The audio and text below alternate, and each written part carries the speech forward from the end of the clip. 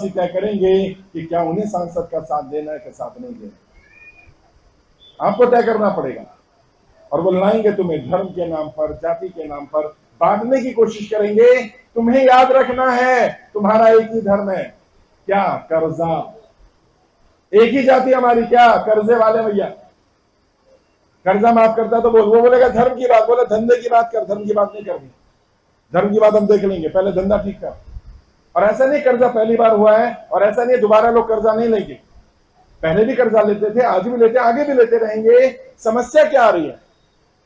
समस्या ये आ रही है कमाई का साधन नहीं है, कमाई कम है, खर्चे ज्यादा हो गए हैं, महंगाई बढ़ती जा रही है। अब व्यक्ति बच्चों को पालेगा या गाड़ी की किस्त देगा, घर की किस्त देगा, इसी में उलझन में उलझा हुआ है व्यक्ति। अगर व्यापार ठीक चल रहे होते, अगर काम धंधे ठीक चल रहे होते, अगर लोग बेरोजगार नहीं होते, लोगों को नौकरियां मिल गई होती तो कर्जा इतनी बड़ी समस्या नहीं है।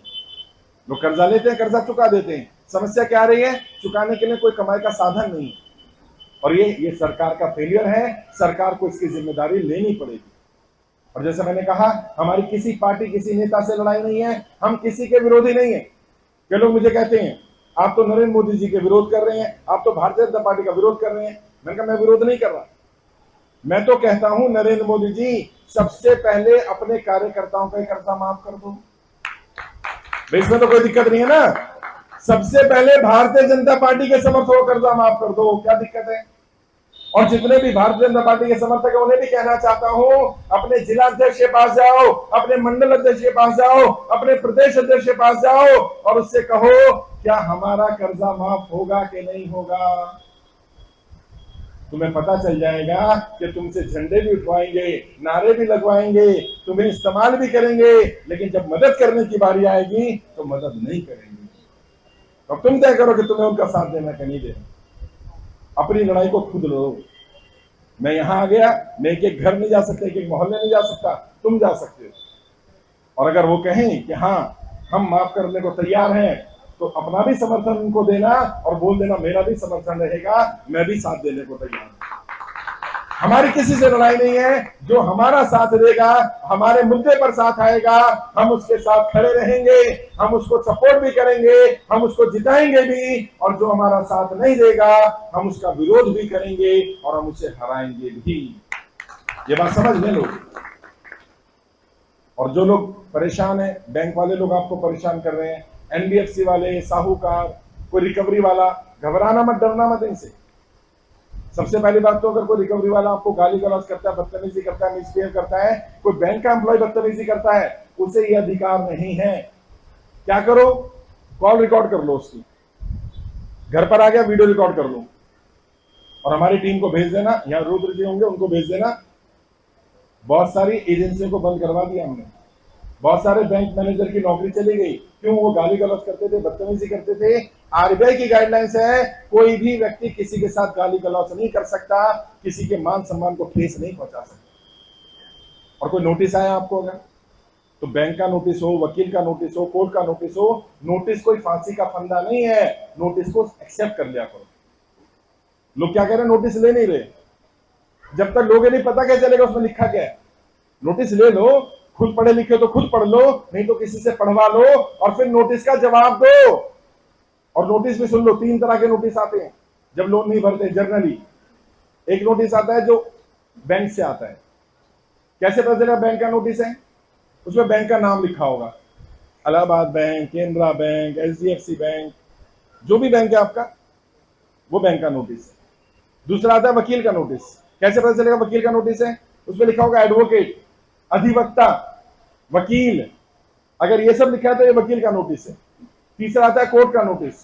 कैसे पता चला कोर्ट से नोटिस आया है? उसमें लिखा होगा न्यायालय, कोर्ट, अदालत, लोक अदालत। अगर अदालत, न्यायालय, सत्र न्यायालय, कोर्ट लिखा हुआ है यानी वो कोर्ट का नोटिस है। ये 3 तरह के नोटिस आते हैं। अब मानो नोटिस आया बैंक से, तो क्या करना है? बैंक के नोटिस का जवाब आप खुद जाकर के लिखित में देना है, फोन पर नहीं, लिखित में, क्योंकि आपके पास लिखित में लेटर आया है। और क्या करना? अपने केस को मजबूत करना। जब भी लेटर आएगा तुरंत लेटर का जवाब देना, एक कॉपी अपने पास भी रखना। जब कोर्ट में बैंक बुलाएगा तो आप दिखाओगे मैंने इतने लेटर भेजे थे। कल भी अयोध्या में था, एक व्यक्ति ने कहा सर बैंक वाले लेटर लेते नहीं। कोई बात नहीं, आप बैंक में जाओ, लेटर लिख करके लेकर जाओ, मैनेजर लेने से मना कर दे, उसका वीडियो रिकॉर्ड कर लो, बोल करके आज मैं बैंक में आया हूं, ये मैनेजर साहब है, ये मेरे को लेटर ले नहीं रहे हैं, मना कर रहे हैं, नौकरी चली जाएगी उसकी नौकरी। क्योंकि आरबीआई कहता है अगर आपको कोई समस्या आ रही है तो अपनी समस्या बैंक को बताना आपका अधिकार है और बैंक को आपकी मदद करनी पड़ेगी। मान लो किसी की नौकरी छूट गई यार, किसी का व्यापार बंद हो गया, अभी तक किस्तें भर रहा था, अब नहीं भर सकता, बैंक को सपना आएगा क्या? कैसे पता चलेगा बैंक को? बैंक में जाना पड़ेगा और जाकर के लिखित में देना पड़ेगा। फोन पर बात नहीं करना, लिखित में देना, ताकि तुम्हारे पास रिकॉर्ड रहे कि तुमने बैंक में जाकर अपनी बात रखी थी। अगर मानो नोटिस आया वकील का, तो क्या करना है? किसी वकील के पास जाओ और वकील उसका जवाब लिख करके दे देगा। वकील के नोटिस का जवाब वकील से दिलवाओ, ताकि पता रहे कि हाँ ये भी पढ़ा लिखा व्यक्ति है, वकील उसकी धाराएं देख करके जवाब दे देगा। अगर मानो कोर्ट का नोटिस आया, लोक अदालत का नोटिस है या सत्र न्यायालय का नोटिस है, कोर्ट के नोटिस पर जरूर जाना है। अगर आप कोर्ट के नोटिस पर नहीं जाते हैं तो आपके वारंट निकलेंगे। पहली बार वारंट जो निकलेगा वो बेलेबल होगा, अगर उस पर भी नहीं जाएंगे तो नॉन बेलेबल होगा, और उस पर भी नहीं जाएंगे तो आपको पीओ यानी भगोड़ा डिक्लेयर कर दिया जाएगा। तो ऐसी नौबत मत आने देना कि नोटिस आए और नोटिस का जवाब ना दो। नोटिस का जवाब देते रहोगे तो ये माना जाएगा कि आप पैसा देना चाहते हो, आपकी स्थिति नहीं है देने की। जवाब नहीं देने का मतलब माना जाएगा आप पैसा मारना चाहते हो, आप पैसा देना नहीं चाहते। और जितने भी लोग हमारे मिशन में जुड़े, अभी तक 3.5 लाख 3,60,000 ज्यादा लोग जुड़ गए, एक व्यक्ति मुझे ऐसा नहीं मिला जो कहता हूं मैं पैसा नहीं देना चाहता। और मैं आप सबसे पूछना चाहता हूं, क्या पैसा मारना चाहते हो? देना चाहते हो ना? कोई ऐसा जो कहेगा नहीं मैं पैसा नहीं देना चाहता? हर कोई देना चाहता है। समस्या क्या है नहीं पैसा। अगर होगा, मुझे लोग कहते हैं साहब एक बार मेरे पास पैसा आ गया, एक एक की पाई पाई चुका दूंगा, लेकिन कम से मुझे समय तो दे दो, इतना तो समय दे दो कि मैं पैसा कमाने लग जाऊं। लेकिन सरकार समय देने को भी तैयार नहीं। बड़े बड़े उद्योगपतियों को पैसा भी दे दिया जाए, लोन भी दे दिया जाए, लोन अंडर राइट भी कर दिया जाए, लोन राइट ऑफ भी कर दिया जाए, हर तरह की राहत दे दी जाए, और आम जनता को कोई राहत नहीं। अब ये चलने वाला नहीं। जिस जनता ने सरकार बनाई है, जो जनता सरकार में भेजती है, जो जनता चुनना जानती है, वो वापस खींचना भी जानती है। अपने अधिकारों को जानो। और जो भी नेता है, किसी भी पार्टी का हो, बीजेपी का हो, कांग्रेस का हो, समाजवादी, बीएसपी, कोई और पार्टी आ जाए, एक ही सवाल पूछो, कर्जा माफ करोगे क्या? अगर तुम हमारा कर्जा माफ करते हो तो हम साथ देंगे, माफ नहीं करते हो तो हम साथ नहीं देंगे। सिंपल, कोई लड़ाई नहीं, कोई झगड़ा नहीं। और जब इस तरह से बात करोगे तो उन्हें भी डर पैदा होगा। और मैं कहता हूं वोट किसी को भी दे देना यार, कम से कम डर तो पैदा करो कि वोट नहीं दूंगा, बाद में दे देना। कम से कम उसे डर बैठ जाएगा कि ये व्यक्ति हट भी सकता है। और डराओगे तो ये डरेंगे, क्योंकि मैं जानता हूं इनको, ये तभी सुनेंगे तुम्हारी बात जब उन पर दबाव पड़ेगा। बाकी फिर भी घबराना नहीं है, परेशान नहीं होना। मैं आज आपके बीच में इसीलिए आया कि कोई अगर आपको परेशान कर रहा है, कोई आपके पास बैंक का नोटिस आया है, कोई कोर्ट का नोटिस आ गया है, तो नोटिस मुझे दिखाओ, मैं बताऊंगा क्या जवाब देना है इसका। अभी अगर नोटिस है तो अभी दिखा देना, नहीं तो व्हाट्सएप पर मंगा लो, मुझे व्हाट्सएप पर भी दिखा दोगे तो मैं आपको गाइड कर दूंगा अच्छी तरह से कि नोटिस कहां से आया है और इसका जवाब कैसे देना है, क्या लिखना है उसके जवाब में। अगर किसी की 1 या 2 इंस्टॉलमेंट बाउंस हो गई है तो अब क्या करना है। वैसे कोशिश ये करा करो इंस्टॉलमेंट बाउंस मत होने दो। तो क्या करना है, मान लो आपकी किस्त जाती है 20,000 रुपए की, आपकी किस्त का डेट है 10 तारीख और 9 तारीख तक आपके पास 5,000 रुपए है। अब क्या करें?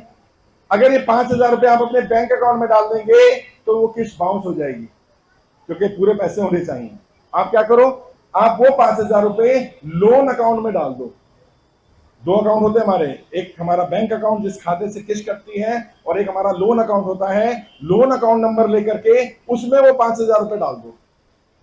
अब क्या होगा, अब 5,000 रुपए आपकी किस्त के कट जाएंगे, बाकी पैसा अगले महीने इंटरेस्ट के साथ दे सकते हैं।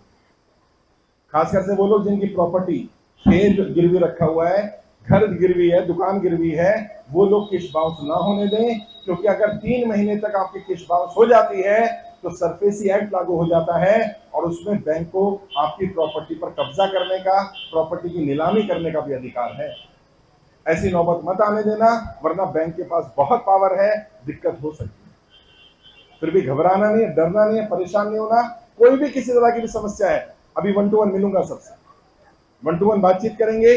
जिन लोगों ने फॉर्म भर दिया है उनसे पहले मुलाकात की जाएगी, जिन्होंने फॉर्म नहीं भरा है आज ही उनके फॉर्म भरवाए जाएंगे, ताकि आपकी जानकारी भी वित्त मंत्रालय को दी जा सके।